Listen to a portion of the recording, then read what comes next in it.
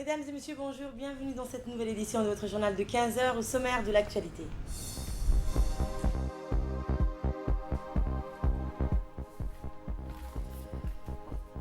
Les premières livraisons du vaccin contre la Covid-19 sont arrivées à Djibouti, vous entendrez le ministre de la Santé dans ce journal.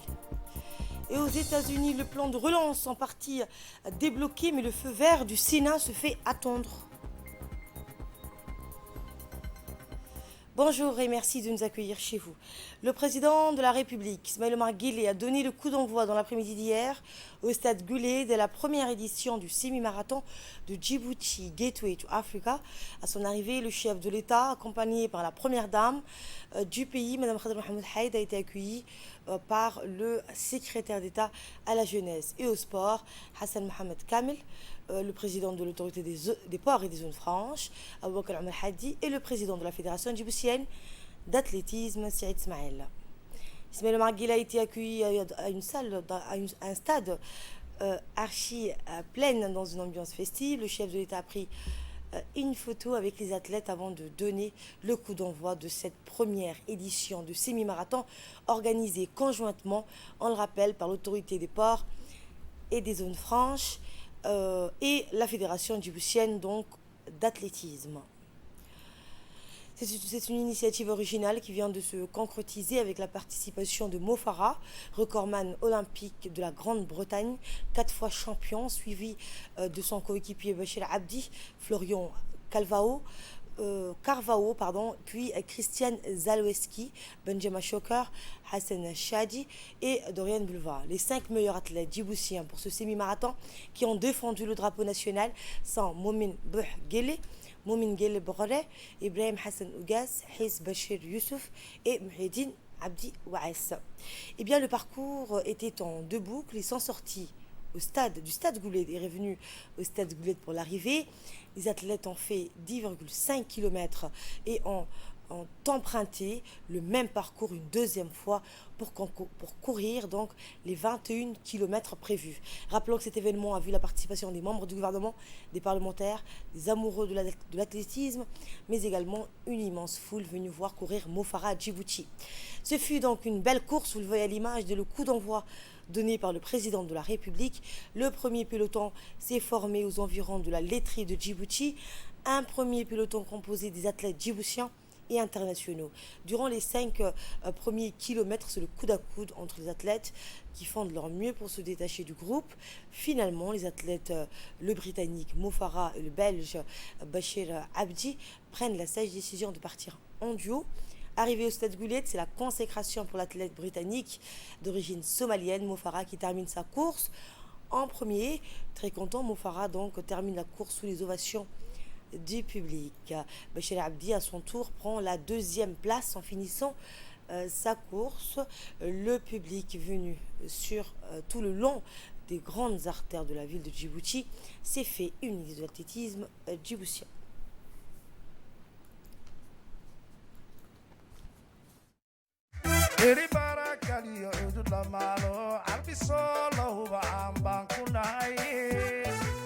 tartanada culus dhalin calankiyo dadku ku caartay ciidu leedahay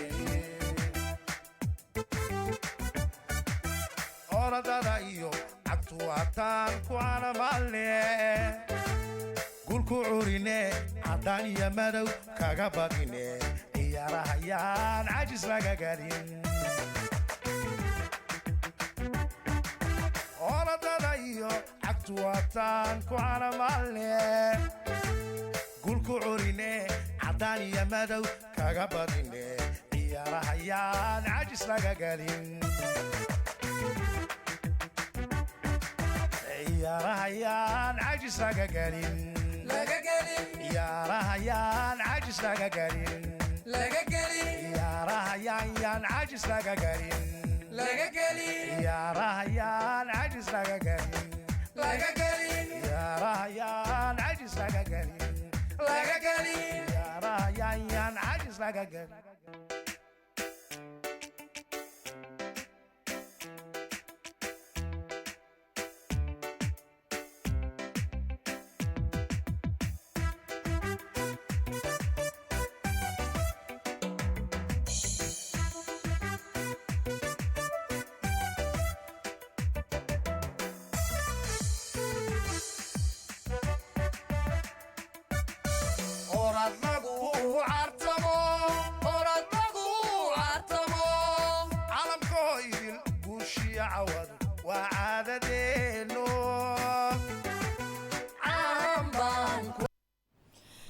À l'issue de ces différentes courses marquant la première édition du semi-marathon international de Djibouti, les officiels ont remis des trophées aux gagnants de cette première édition du semi-marathon international de Djibouti. En premier, se retrouve Mo Farah avec 1 heure, 3 minutes et 41 secondes, recordman olympique de la Grande-Bretagne, 4 fois champion, suivi de Bachir Abdi pour la seconde place avec 1 heure, 4 minutes et 53 secondes. Et en troisième place, notre athlète djiboutien Momin Bouhguili qui termine sa course en un temps record, 1 heure, 5 minutes et 7 secondes.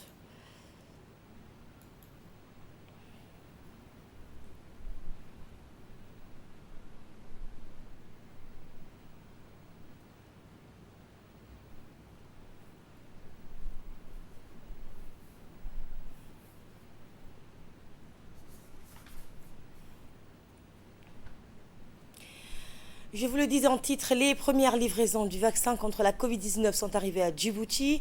Le programme COVAX de l'OMS livre les premiers vaccins en République de Djibouti. La République de Djibouti a enregistré plus de 6000 cas de coronavirus, 6130 cas exactement. La livraison de ce premier lot de vaccins contre la Covid-19 intervient après qu'un autre pays ait satisfait à toutes les conditions préliminaires conditionnant le démarrage de la vaccination. Le programme de l'Organisation mondiale de la santé, l'OMS, vise à garantir un partage équitable des vaccins entre toutes les nations. Plusieurs membres du gouvernement, comprenant le ministre de la Santé, Mohamed Ouassem Ediré, le ministre des Affaires étrangères, Mohamed Ali Youssouf, le ministre de la Communication, Radouane Abdoulaye Bahdan, le docteur Ahmed Rable, président de la commission des diplomates accrédités à Djibouti, en présence des représentants de l'OMS, de l'UNICEF et de l'Organisation des Nations Unies, qui est à l'aéroport aujourd'hui pour réceptionner ces premiers vaccins. COVAX vise à fournir environ 2 milliards de doses de vaccins Covid-19 dans le monde d'ici la fin de l'année. Ce premier lot de vaccins contre la Covid-19 sera stocké en attendant le coup d'envoi de la vaccination qui sera donné dans quelques jours.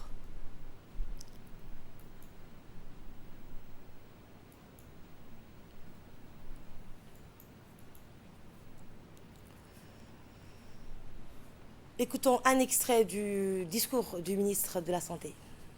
Aux instructions du président de la République, son Excellence M. Ismaël Omar Guelleh, nous sommes très heureux aujourd'hui de recevoir les premiers lots de vaccins anti-Covid.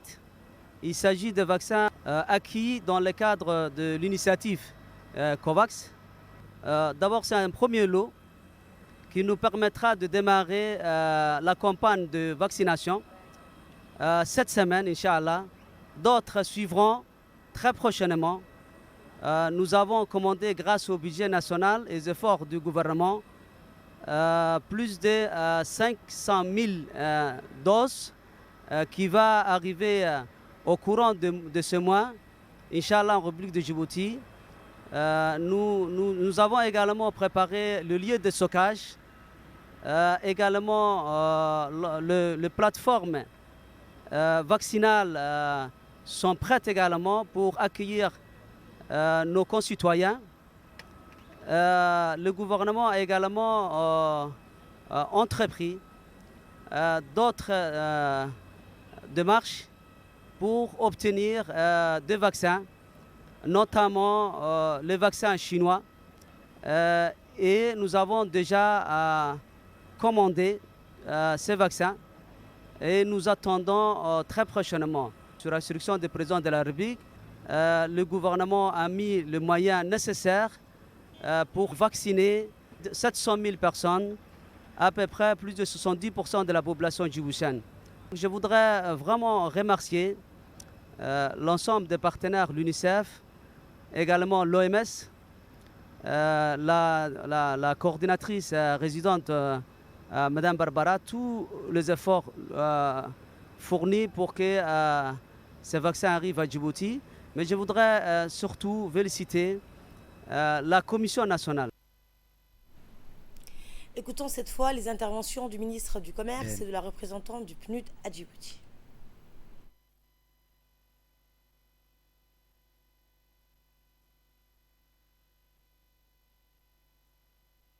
Le colonel Waes Omar Borore, commandant de la garde-côte, a accueilli jeudi une importante délégation de l'Eastern Africa Standby, force conduite par son directeur, le général brigadier Getachew Siferao. Eh bien, la force en attente de la région Afrique orientale est une organisation régionale chargée de la promotion de la paix et de la sécurité au sein de la région Afrique orientale. Le colonel Waes Omar Borore a d'emblée souhaité la bienvenue au général, le directeur de l'ASF et à sa délégation. Les deux responsables ont soulevé plusieurs points dans le volet de la sécurité et la sûreté maritime de la zone de mer Rouge et de Bab el-Mandeb. Le commandant de la garde-côte et le directeur de l'ASF ont eu des échanges fructueux et constructifs, faisant état de la nécessité d'une bonne coopération et collaboration afin de garantir la paix et la stabilité dans la région. La rencontre de courtoisie s'est achevée par le traditionnel échange de cadeaux et la photo de groupe. Dans le reste de l'actualité, place maintenant aux festivités marquant la création du parti RPP. La commune de Bel'as a célébré dans une ambiance festive et joyeuse. Les quartiers 1, 2, 3 et 4 et 5 donc sont honorés de leur présence autour de cette date historique pour le pays. Soirée célébrée avec grandiloquence où les militants venus à grande pompe ont apporté une fois de plus leur engagement patriotique et leur soutien au parti.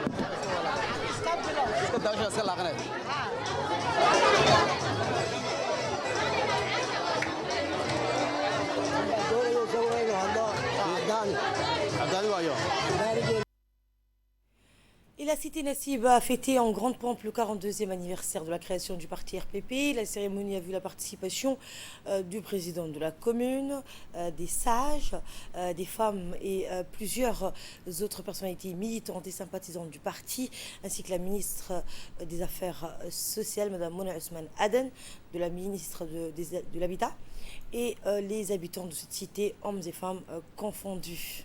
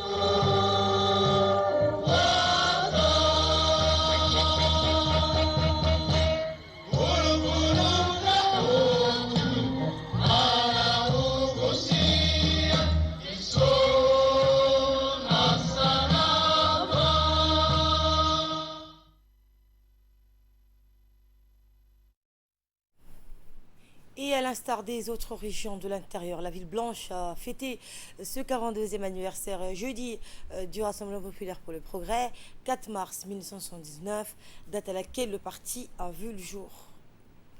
Eh bien, la cérémonie a vu la participation du ministre de la Défense, Hassan Omar Mohamed, ainsi que des députés et de nombreux sympathisants et partisans du parti RPP.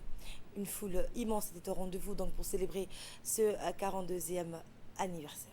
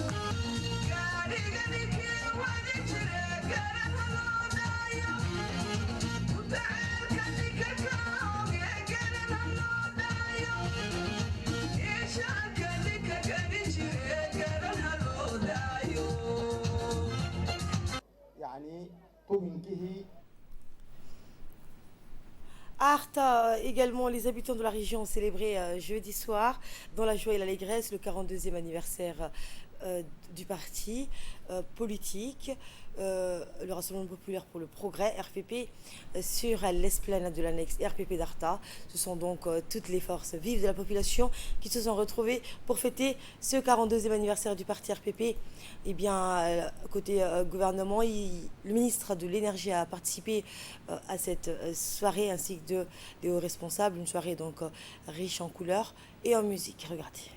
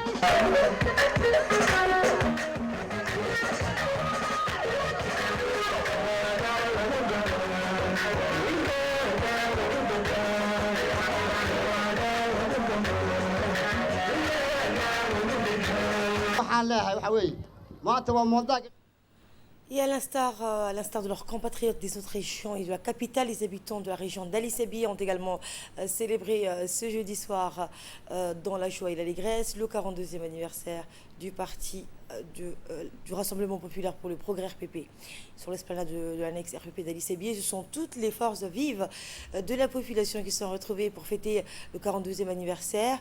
La jeunesse en force du côté des officiels avec la présence du ministre de la Santé, Mohamed Al-Samadiri, le président du conseil régional et coordinateur de la campagne présidentielle du candidat de l'UMP pour la région d'Ali Sabi, Omar Ahmed Ouaïs, entouré des députés et des élus régionaux.